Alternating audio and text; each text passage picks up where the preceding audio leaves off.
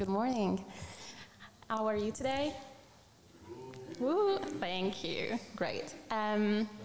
My name is Giulia Panozzo. I am really happy to be starting the conference today. I'll be talking about neuroscience of search and customer acquisition. And this is a bit about me. I come from Italy. I live in London. I'm now a director of customer acquisition in-house for a global marketplace and a freelance consultant. However, in my previous life, I was a neuroscientist. So obviously, every time somebody learns that about me, they never fail to, let me know how much time I wasted, I guess, but like how far away I've drifted from my background. But I guess what we want to talk about today is how, as marketers, we're constantly in contact with people on the other side of the screen that we're trying to reach. So this is your real people, and a basic understanding of how the brain works and how we make decisions and process information is actually quite beneficial in our day-to-day. So today, with this in mind, we're going to embark on a journey through the funnel to see how we can use popular concepts in neuroscience and understand how we can leverage this knowledge to set our strategy and connect with our customers better. We got a packed agenda, so I'm just going to go ahead. First of all, neuroscience is a wide field that studies the brain and the nervous system in the attempt of better understanding the behind the scenes of how we think and learn. So it's made up of several different disciplines or fields, subfields, that are all interconnected, although they use different methodologies.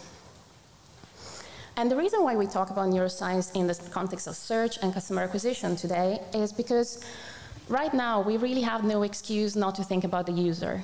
It's really easy in our job not to optimize for the user, but to think about optimizing for Google first. But in the past few years, Google has tried to get more and more humanized as well.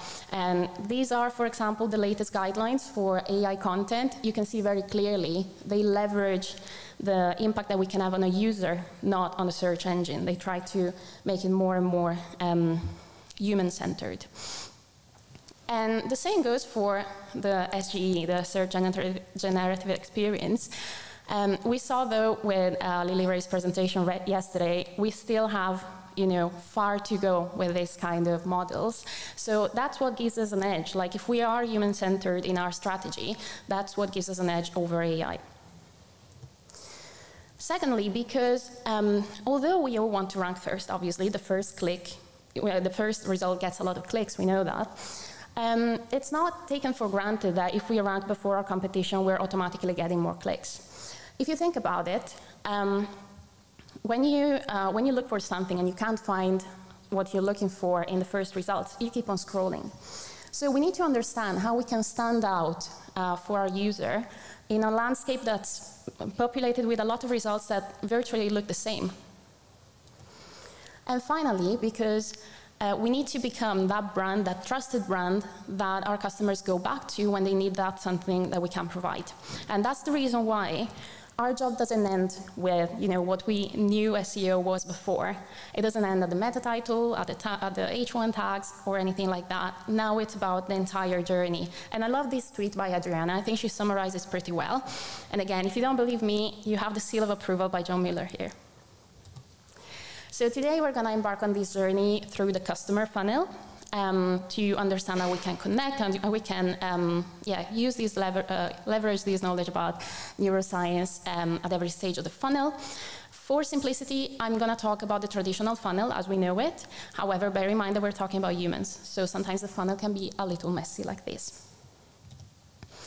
So at the very early stages of the journey, it's all about capturing the attention in order to get a visit.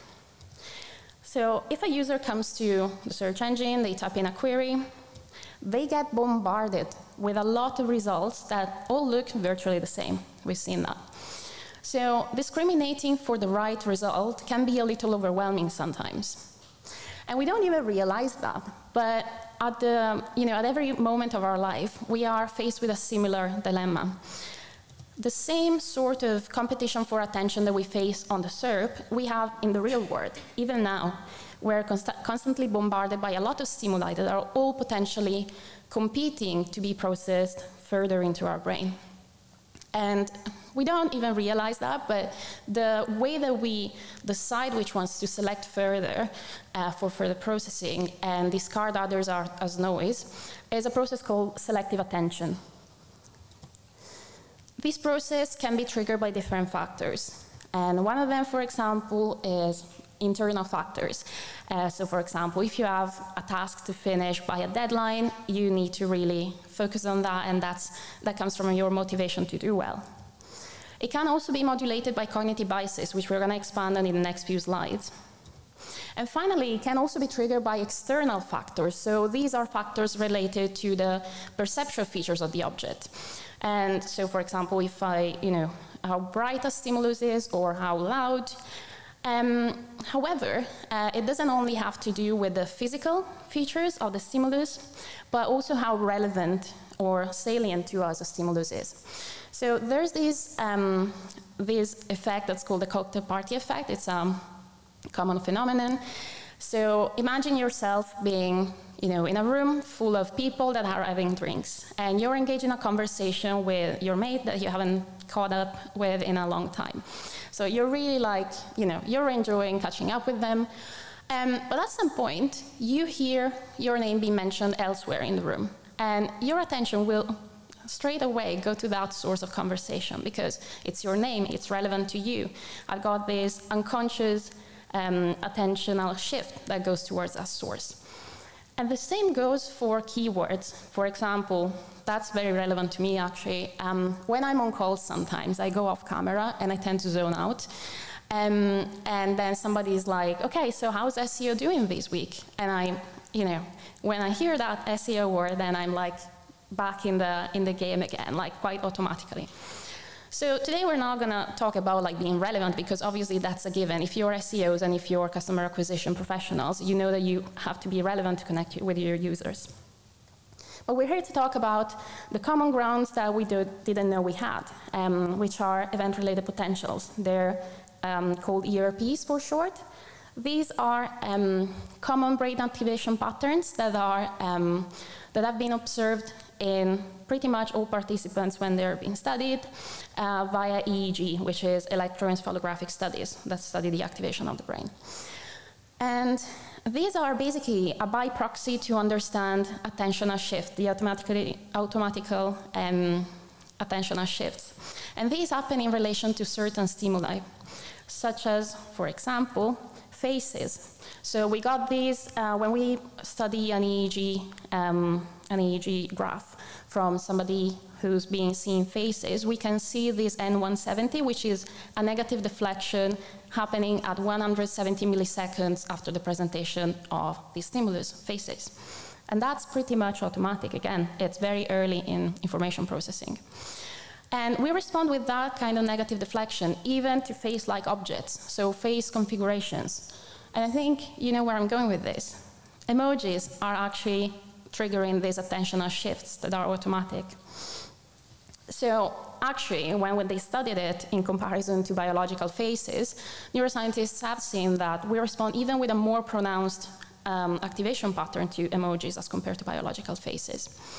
So emojis are actually a great tool these early in search, where we have so many stimuli already that we're processing, to capture the eye, to capture the attention. And I want to emphasize, you can test this, but bear in mind that Google will sometimes take them away if they're not relevant to your query or your brand. But I have a success story here. Simone De Palma posted this a few days ago, actually, so that was quite lucky. But he's been testing emojis with titles, headings, and meta description, and he's noticed a steep increase. His is a small blog, is a small brand. I tested this on bigger brands, and it tends not to be as positive, because Google tends to flatten that curve when it's not relevant to your particular niche. But it can work sometimes, so bear in mind. And this goes for every stage of the journey. That doesn't go only for SERP. The other sort of ERP that we're interested in this session is the mismatch negativity. So the mismatch negativity is an activation pattern that comes when we're presented with something we don't expect in context. It can be very early in processing. It can be in the auditory domain when we hear, for example, something that doesn't match what we're expecting. For example, a dissonant note in a song that we know very well. Or it can also be in the visual domain. So, for example, if I spot an O in an array of L's. But it can also have a semantic portion, which is really interesting.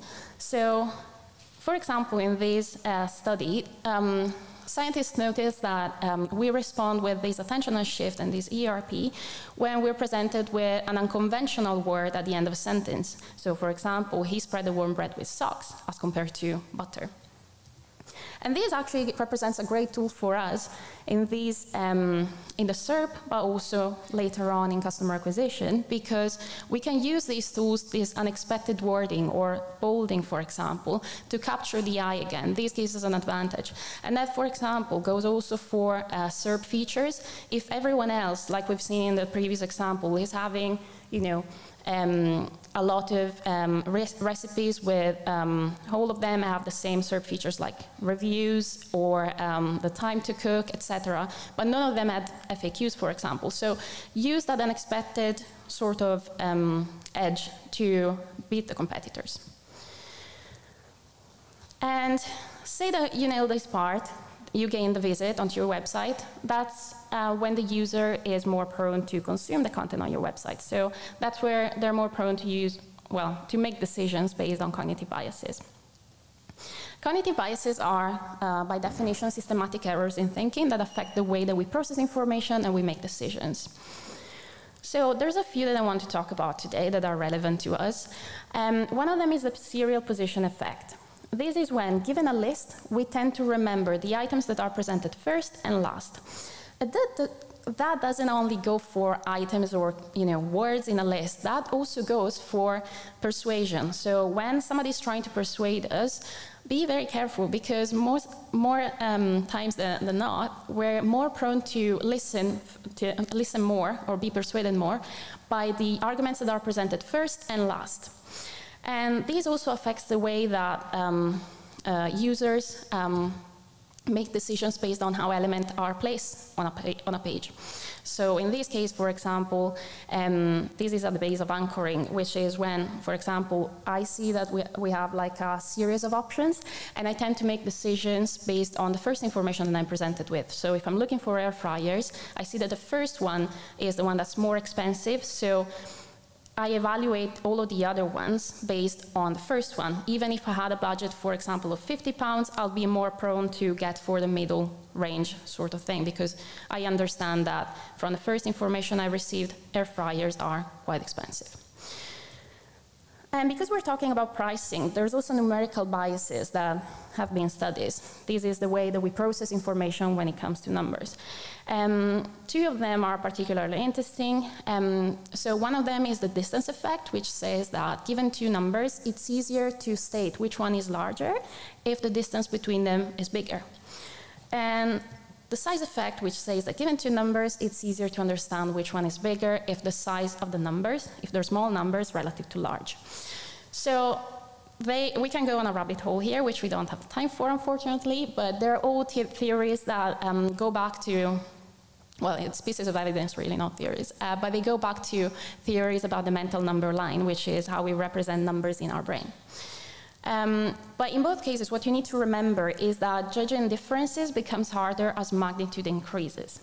So for us, what it means is that users are much faster at estimating which number is larger given a format like this. So for example, they're faster at appreciating the savings if they're presented in percentage and fraction. So say 34% in this case. And they're much slower at processing differences when they're, for example, in this format, discrete big numbers. So what it means for us is, and I had an internal debate with this, because like a lot of the times you see advertisers pushing for the big number, right? And that's quite useful if you want your user to be slower at processing it and be tricked into thinking that they're saving more. So that's the reason why a lot of advertisers will tell you to go for that. However, I tend to come from a different school, which is like use what they're faster at appreciating, because then you don't get into the negativity bias. If you trick your user, you might get into this phenomenon, which is when they remember the bad portion of your website more than they remember the good one. Because we've seen it yesterday, I don't remember if it was Cindy's talk, but for example, if you click on a result and the pricing is not there anymore, like it's not the one that's updated, you just go back, because you are expected to find what you're looking for, you're not, so you're not probably gonna go back to the same brand. And the negativity bias can be shown as early as in the SERP, for example. SEO Clarity did this study where they saw that there were bigger CTRs for negative headlines as compared to positive headlines or neutral headlines. One thing that we can test here is, okay, can we put negative headlines? And in this case, I suggest you go for like, I don't know, 50 destinations not to miss, rather than the clickbait sort of thing. And the negativity bias also goes for the rest of the journey. We've just seen, like, if you give a bad experience to your user, they will tend to remember that portion rather than all the good you've done before. So, for example, if they encounter a slow or overwhelming flow, unclear or contradicting information, and 4 or 4 pages late on in the journey, they'll tend to go back. And these are some of the reasons that make up to 60% of the reasons why they abandon at checkout stage, which is when they've already invested a lot of energy researching into your website, right? So yeah, be mindful of the journey. And finally, the confirmation bias, which is when we tend to favor information that confirms our initial belief. And I think we're all victims of that every day. So let's travel back in time here. So I got an example from traveling post-pandemic. Obviously, you know, everyone wanted to go out, everyone wanted to travel again, and this is not to put shade on Expedia, because like this goes for every brand, but there were a lot of searches and a rise in searches for legitimacy queries in the travel space. So for example, is Expedia legit? And the thing is that Expedia did not own any of those results. A user coming to the search with that query was looking, you know, to confirm their initial beliefs, which we don't know which one it is yet, but they would have to rely for their decision on somebody else's information, not on the brand's, you know, point of view. And the danger with that is that, as we've seen, customers tend to rely on their initial beliefs. So if a brand doesn't proactively address their customer concerns, they will have to, you know, rely on somebody else's information. And we've seen before that the negativity bias tends to come quite often in place, especially if we're unsure about something, especially if, you know, the brand doesn't own the result. So this is, for example, something that a previous client of mine was missing out on. A lot of reliability queries that they were not tackling, and these are really easy, actually, to address. So if you go onto Search Console, you look for branded queries, and you select by question, you will see how many of the customer concerns you can proactively address and make more available on your pages. And a lot of brands will resist that, because they're like, yeah, obviously we're legit, but people don't know that. Like, you might, especially if you're looking to get customers that are not familiar with your brand, you really need to make sure that you connect with them at this stage. And finally, we get into the decision-making stage. So this is when the user has consumed the content on the page and is looking to, for example, make a decision on what deals they want to take advantage of. So this is from Brighton SEO. We all love, you know, free swag at conferences. And one of the things that was in the previous conference in Brighton was the T-shirt. You could get a free T-shirt. And I spent like 15 minutes by the stand, because I'm really bad at decision making. So the lady at the stand was like, look, this T-shirt is the most collectible. This is the one that you won't find next year. And this is also something that, if you really change your mind, at the end of the day, we can, you know, we can replace it. So I was sold on that. Obviously, I did not go back to replace it, but that one element convinced me, you know, to make my decision finally. So the way that I relied on shortcuts to make a decision is actually really common in everyday life. We don't have enough cognitive resources to study every possible option and their outcomes, so we tend to rely on these shortcuts or rule of thumbs that allow us to make a decision, a quick enough decision that's acceptable. It might not be, statistically the one that gets the absolutely best result, but that's something that at least makes us have an acceptable decision. So a few of them that I want to talk about today are, for example, the availability heuristic that comes into play when we tend to make decisions based on how readily available something is in our mind. So say, for example, that you need to send a parcel today. But yesterday on the news, you've heard that somebody from a certain parcel brand has been losing their parcels. Or you've seen a picture of them, like the black market sort of parcels that get snatched up. So probably today you will not go for that brand, even if the likelihood of that happening to you is much lower than what you think it's going to be. This for us means that we need to increase the availability of our brand or your client's brand in every space. Use your omnichannel strategies. Make it available, make it readily available in customers' mind, and work, for example, with digital PR. Leverage those sort of channels to make the brand memorable. The scarcity heuristic is another one that's interesting. I don't need to tell you more than Emily in Paris does, because she does it pretty well. Scarcity creates demand.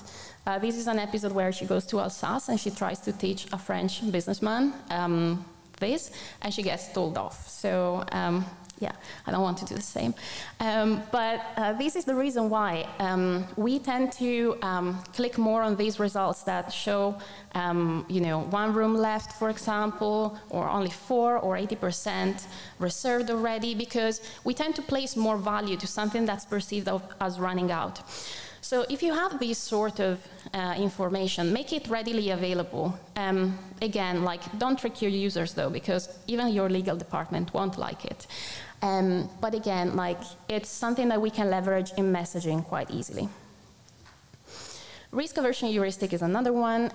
So as humans, we tend to, given two options, we tend to go for the one that has the least amount of risks, even if the gain might be a bit lower than the other one. So what it means is that, for example, we tend more to go for monthly installments, even if it means that we're not getting the discount that we could have if I was to pay for the entire thing up front. Or we go for protecting our tickets, travel insurance, and free returns.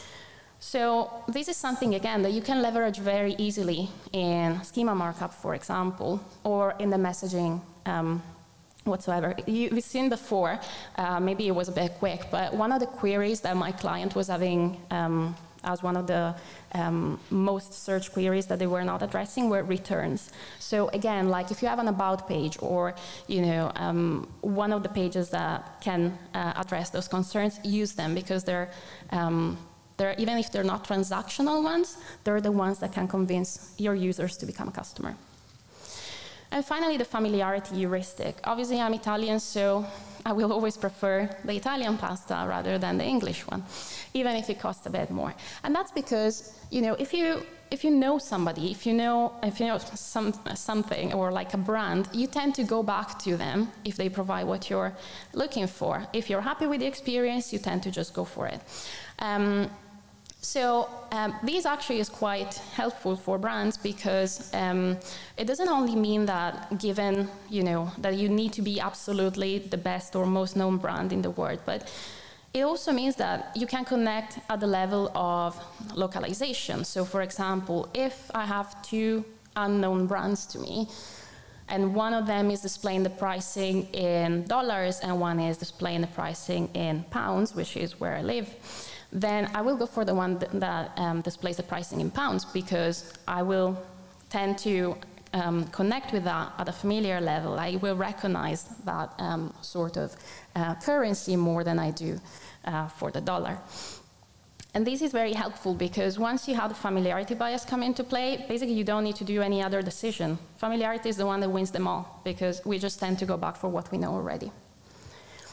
However, at this point I want to make a caveat. So we talked about biases and heuristic, etc. But bear in mind that the level of investment determines if a user is going to be basing their decision based on the quality or the quantity of arguments. So obviously, at the very early stages of research, we've seen that there's time and there's attention at stake. So that's when they might rely a bit more on cognitive biases and heuristic to make quick decisions. However, the more they proceed onto the journey, the more they become invested and they're looking to invest even more, like with commitment and with a transaction, they will rely more on the quality of the arguments you present. So that's the reason why you need to actually be providing what they're looking for and provide a good experience because you cannot rely only on tips and tricks.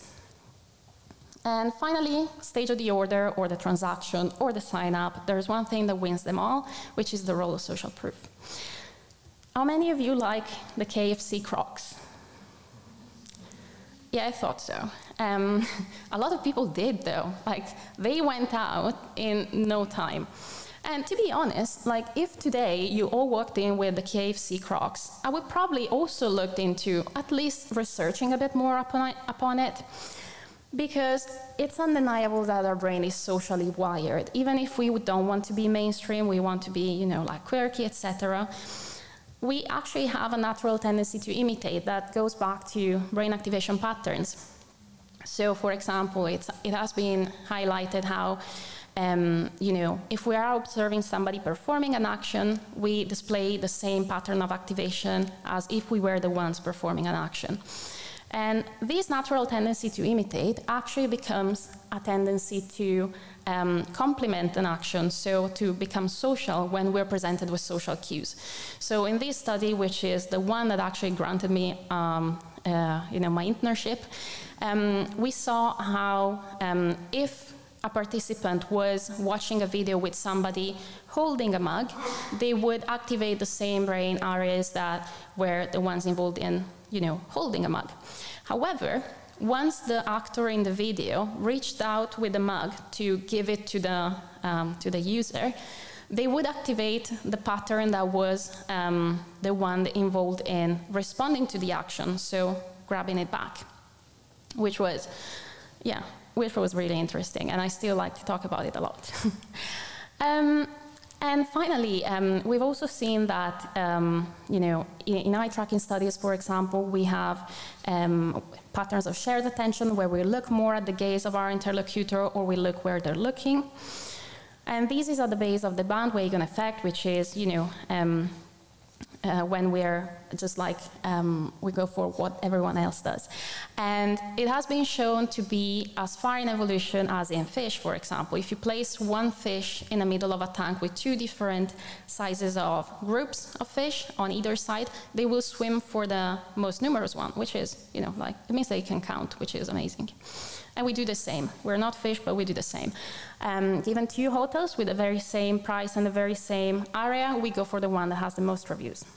So that's the reason why you should not take reviews for granted. Make it available and leverage them where you can.